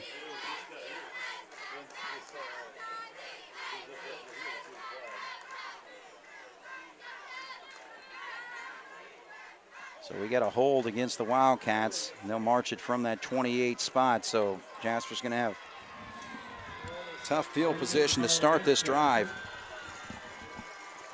Well, are you a glass half empty or glass half full type of guy? I'm happy when my team's up by 2 to 3 touchdowns. I hate tight games. This is an opportunity. Jasper moved back a little bit, just more yards to cover, more clock to eat, to punch it in the end zone. Well, they don't know exactly where they want to go, do they? Well, I was going to say, because if there was a hold there, it should have been even further back. So they're going to spot this at the 13-yard line. Because, I mean, that wall was kind of developing right there around the 20 or 22 or so. So, regardless, it even goes back further. So, Jasper in a tough situation here will start from their own 13-yard line. 10:59 on the board. Cats just need a nice, long, sustained drive. Use some clock here. And the first play to the right side goes to Schneider. Yeah, there's our old buddy, number 68. Old Hazelwood, 6'3", 300 pounds.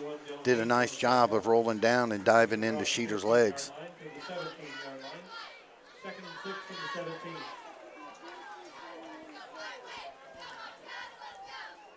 Clock running at 10:30.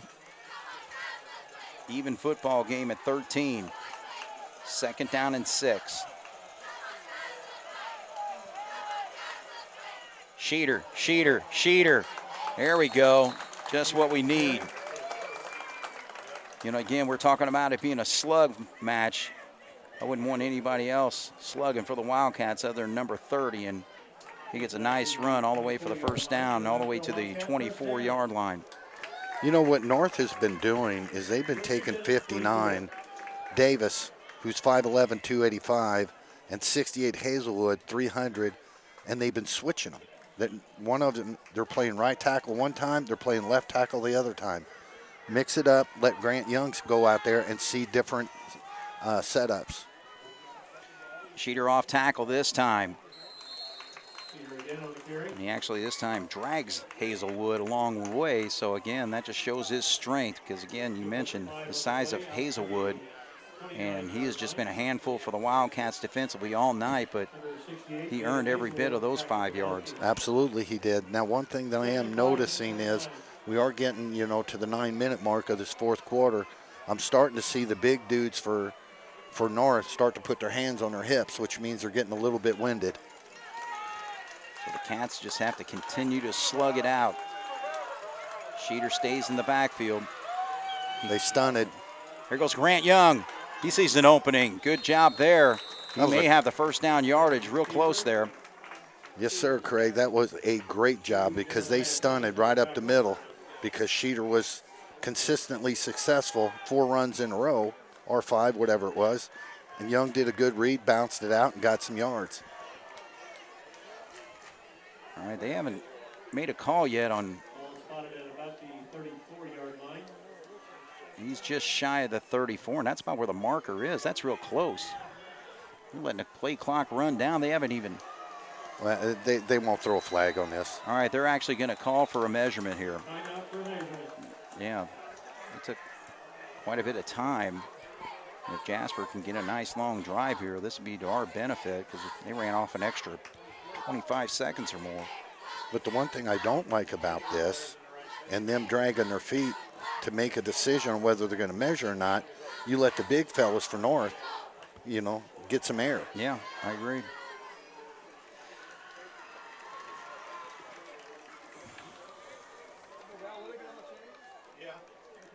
All right, so they're going to stretch the chains there. I think he might just be an inch or so short. Yep. Inches, so it's going to be a third down.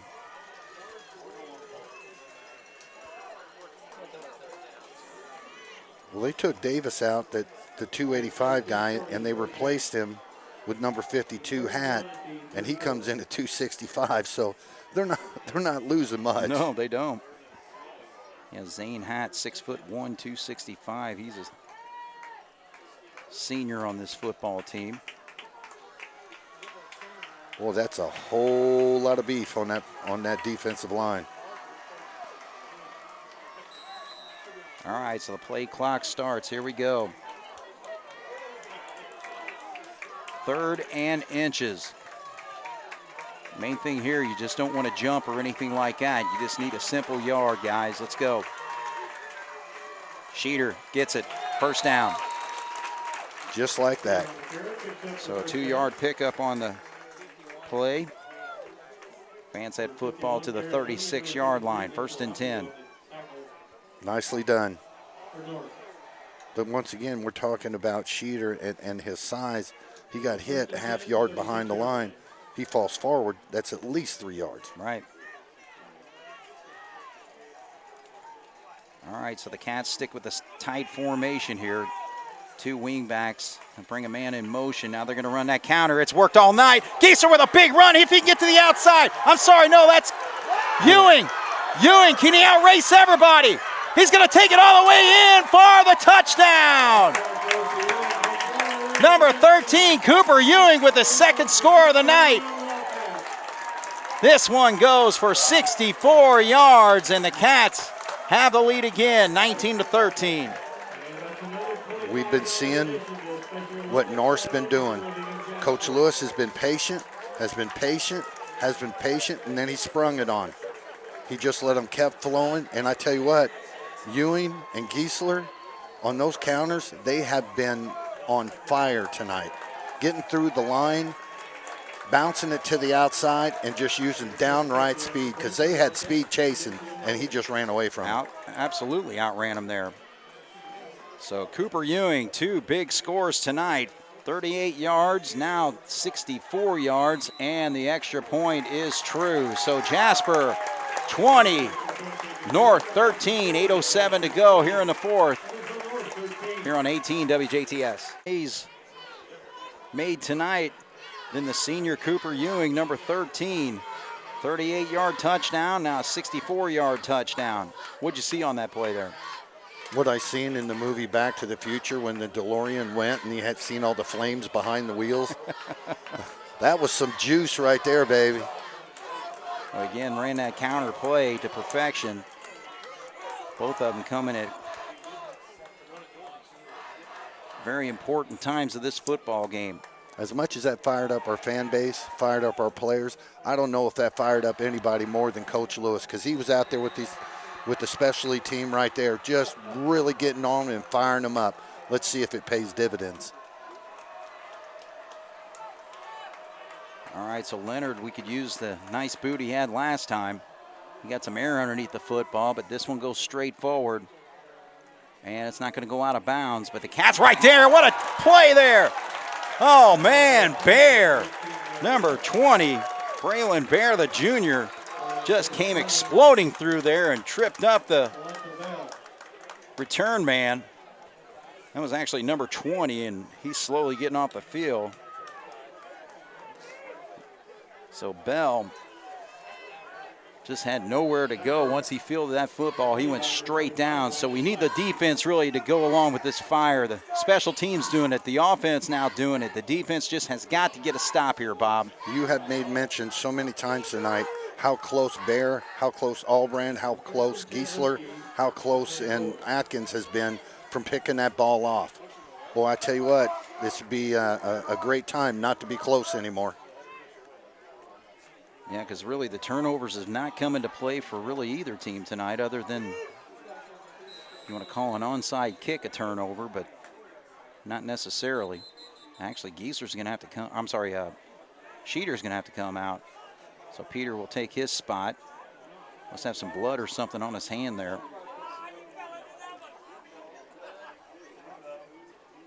So 8 minutes, 4 seconds. Jasper with a 20-13 lead. Very critical defensive series here for the Jasper Wildcats. See if we can get some pressure. See if we bring the pressure from the outside, because they've been rolling him. Brody, who has given the Wildcats fits all night tonight, playing an outstanding football game for this Evansville North team. Can he do it again? Straight up, and that's a nice start for him. 9-yard pickup on the first down play. You know, Brody is no small guy himself, 6 foot 185, and you can tell that he's very well put together.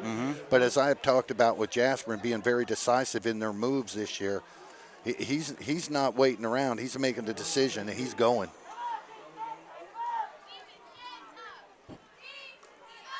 You know, and you also got to give credit to the North offensive line, doing a good job against the Wildcats' athleticism and quickness on that line. Defensive line, that is. Because, again, Potts and Foley and Beekler have been dominant all season. And there's a quick hitter right there. So again, North not laying down at all. Connects with Caleb Harris on that play. Goes from the 33 to the 41, so an 8-yard hookup. Well, the bad thing about giving such big yards on that first down, you get second and short, that opens up your playbook to where you can try something. If it doesn't work, you got third and short. So we need to keep them in second and long. Broady's going to run it this time. Right side, can't stuff it. Gains maybe 3 on the play. Nice job from our defensive backs coming up, getting up into the belly and pushing him back. So 2nd down and 7. 6:44 on the clock. Jasper with the touchdown lead, 20-13. But North has been able to answer all night. Yeah, they have put up a great fight tonight. This team right here in the green and the white, they are for real. So 2nd down and 7. He gives it to his tailback. Cats chase him down. Not much there.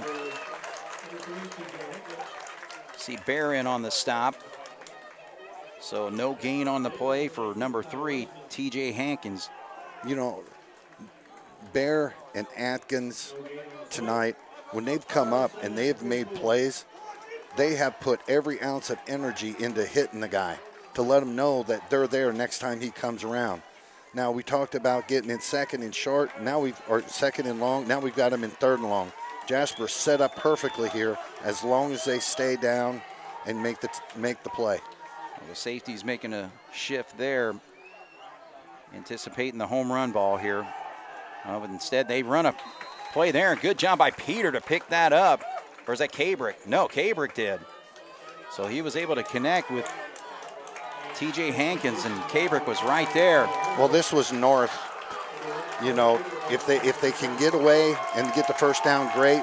If not, just get a little bit of it and let's do it. But this right here, this is a ball game right here. 4th and 3 from the 48-yard line. Absolutely, the Cats can get a stop here. They can be in the driver's seat to control the rest of this football game. 5 minutes to go. Stay at home. Don't sell out. You got to think Broady's going to be running it to the wings. So North is going to call a timeout because I think they understand the situation. You got to come up with the perfect play here, so you better draw it up right. 4:51 to go. Jasper 20-13. When we come back, it's 4th and 3 from the 48 here on 18 WJTS. All right, we talk about this Wildcat defense all season. No bigger test than this right here, 4th and 3. North calls the timeout to draw up their play. You got to think they're running him. Ethan Brody is going to roll to his right. Can they get the stop? No, he gets the yardage. He was able to get to that line of scrimmage and then some. So it's going to be a 1st and 10. So 6-yard run on 4th and 3. Not only a great timeout to get the play set, get your guys calmed down, but let your offensive line get a couple extra breaths of air to get them out there. Because when they flowed out, they did a great job of getting to our outside shoulder and pinning us down, and Brody did the rest. Why is the clock not running? There we go. Because once they move the sticks, 4:42. Brody gives it straight up this time. Angelo St. Louis will pick up 3. I know they're mixing it up, but it almost gives me the feel that they're doing that to give Brody a little bit of chance to catch his breath, because that guy has been the man all night long for this North Husky team. Yeah, in that situation, they're just like, hey, man, we're going to put it in, keep it in your hands and let you make the play. You're the senior. You're the all-time leader when it comes to North football. I guess they went over for a little sideline warning to the North coach. But just yell it from the hash marks. You know, you're walking over there giving them more time because you're stopping the clock. I want to know why the clock is stopped. 4:16, that play clock should have never stopped. All right, so I guess the sideline warning did stop it. It's a 4-10. Right. Second down and 8. Brody flushed out, and he gets away. Foley's going to have to bring him down, but not before, again, he rushes for the first down yardage. We're doing a good job of hitting him. We're getting our arms on him. But North's offensive line, even when we have him, they're not stopping from hitting us, and they're actually knocking us off. Now, Brody is a very strong man. But Jasper's got to understand, keep the big play away, because if it takes him many plays to move the ball, that's just one more opportunity we have to make a big play. So now inside of 4 minutes from the 35, 1st and 10. Brody now with the pass run option. He passes it this time.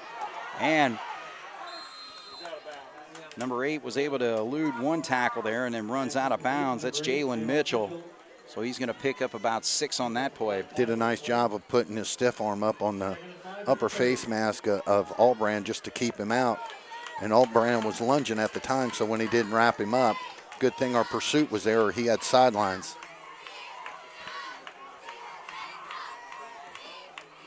Again, they've done it all night, operating from the no huddle. I think that's thrown the Wildcat defense off a little bit tonight. Well, it slows you down from substitutions, you know, and now what?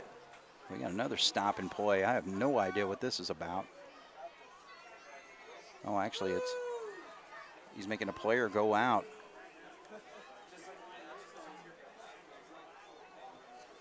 This is a break for the Wildcats, I think. They'd be able to get a little rest here, break that momentum. All right, so. Definitely a way to look at it, Craig. So Brady Martin comes in for Mitchell. So now the clock should be running again. I don't know why it's not. I don't like our setup on that backside. Nice tackle. Cat stuff that play. Potts. So a loss of 1.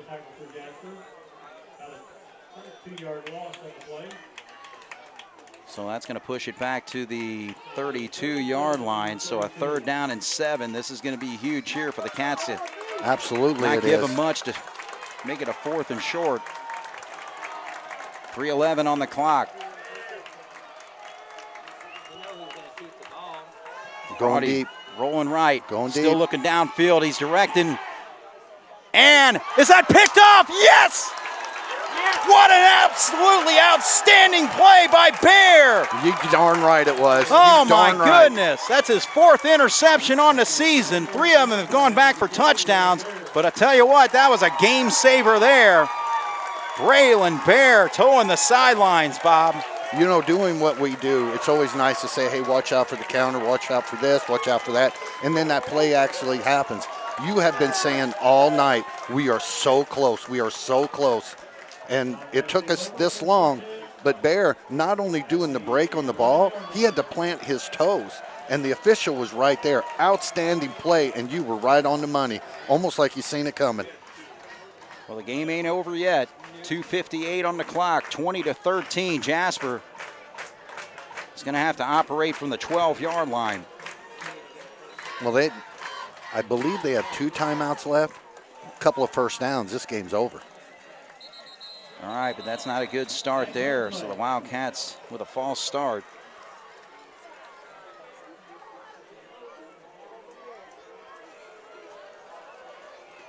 All right, so that's going to move it all the way to the 7-yard line, I believe.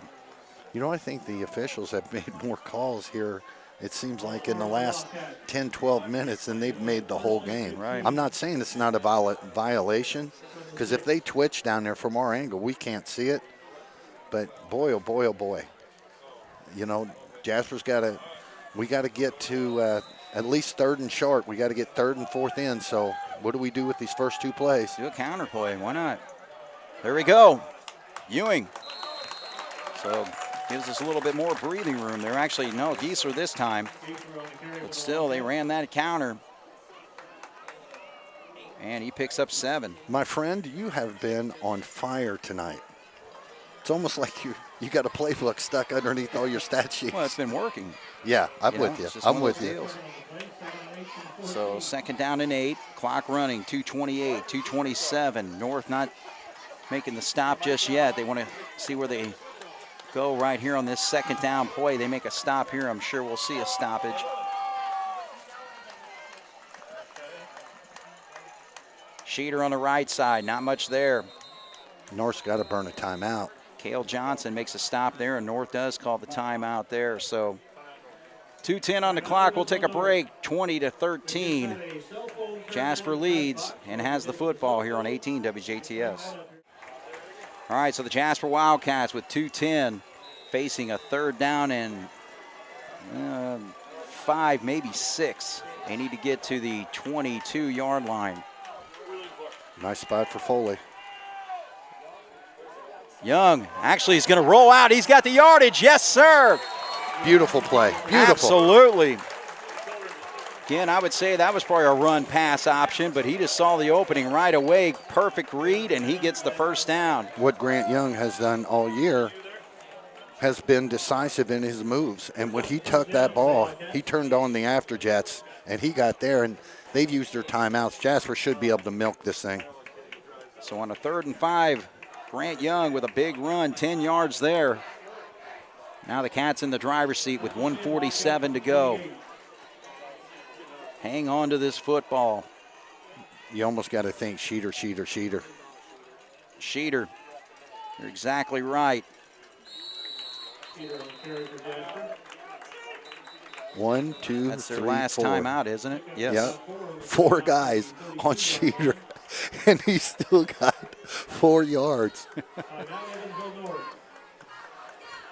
All right, so that stops it with 1 minute and 32 seconds. So Yeah, that's all she wrote. So let's see here. They're probably going to get inside a minute after this play.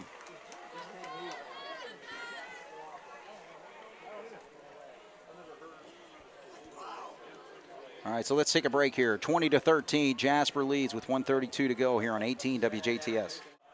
All right, so the Jasper Wildcats, 2nd down and 6. They should run a play here, and that's going to run the play clock down quite a bit, inside a minute, if they don't get this first down. Coach Lewis was in there. Protection. Protect the ball. Protect the ball. 2 hands, Schneider. Schneider, yes, protecting the football. So a 2-yard gain there, but the clock's going to run. Play clock at 37, game clock at 1:19. So they'll milk some of the clock down here. A 3rd down run here will continue to move it down. So it's going to be real close. So we're at 1:06 and 22 on the play. Well, providing Jasper doesn't get the first down and we go to 4th, I would bet you $1 to a dime Coach Lewis will let it go get down to a 2nd on the play clock and then go ahead and call timeout. Why not run another counter and get that first down? I'm with you, brother. There it is. Oh, he's met in the backfield, though.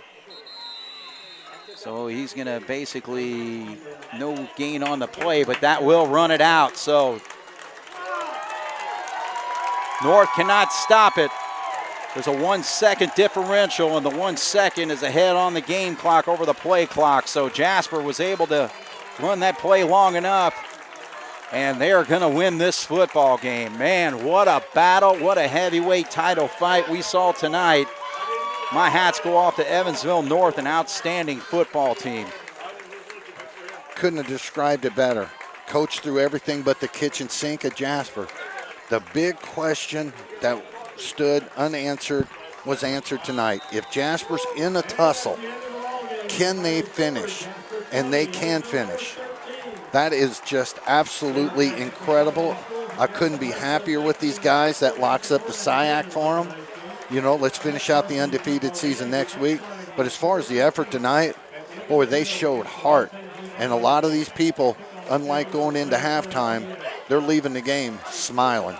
Well, and the thing is, coming into the football game, I mean, on paper, North didn't look like the best challenge that the Wildcats had all year. But I'll tell you what, I mean, that football team, very resilient, very resourceful. They utilize their weapons to a T, especially their quarterback, Ethan Brody.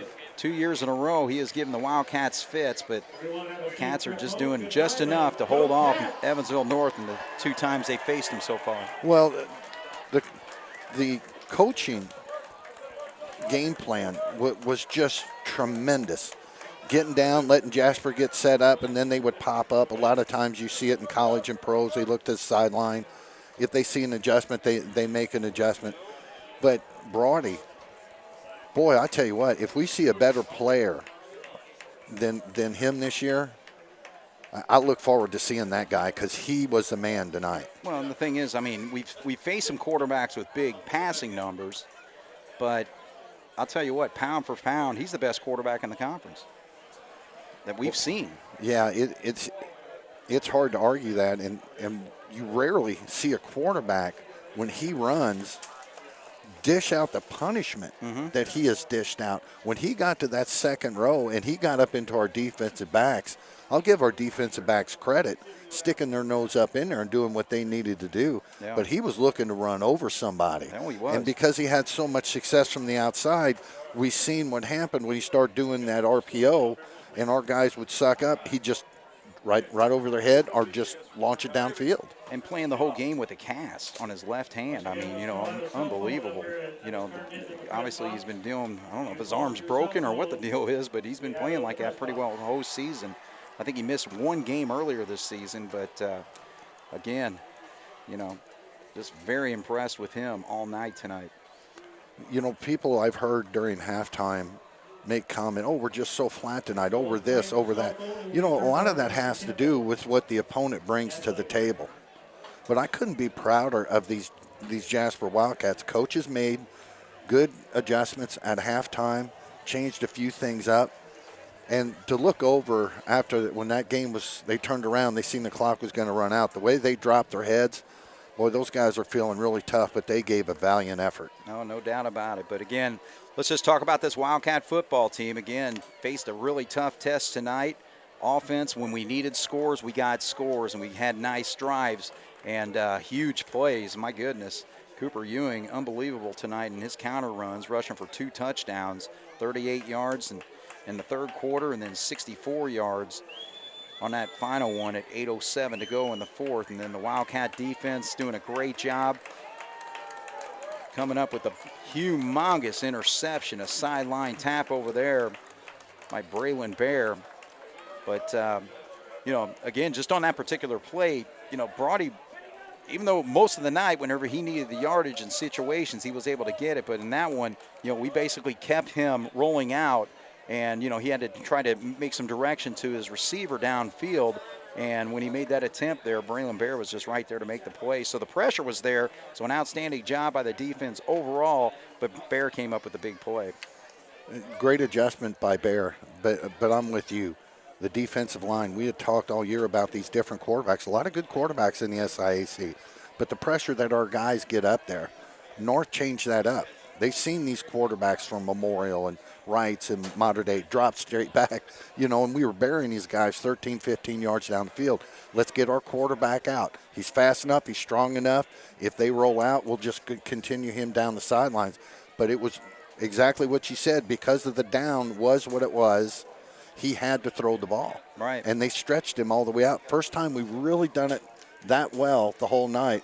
But you've been saying all night long how close we've been getting to those. We should have had 2 other picks. It didn't happen. Right. But they stayed diligent, and they ended up getting them.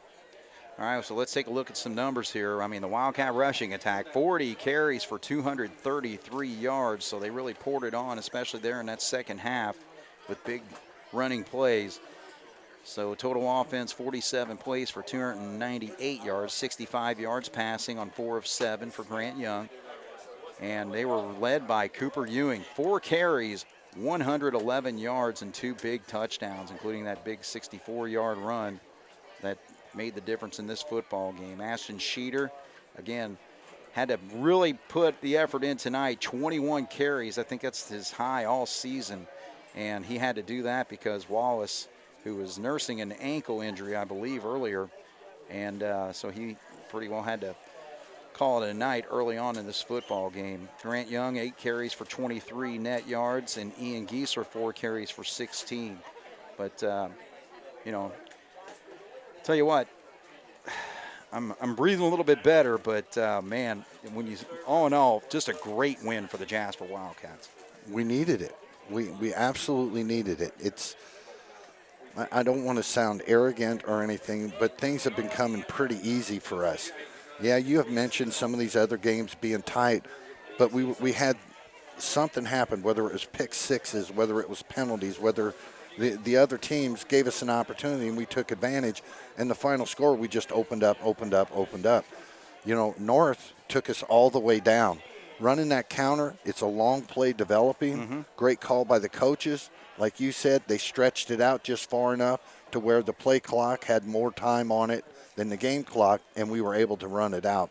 I'm really impressed with this Jasper team, showing the fight. They could have hung their heads when North was essentially pushing us all over the place. They didn't. They rose up, and they finished the job. And that's the thing, and we actually have the sectional draw this weekend, and, you know, that was a sectional type game right there when you talk about just what the Wildcats had to overcome and do to win the game. But, you know, again, our sectional with Memorial, Central, Wrights, Northview, Boonville, and Harrison.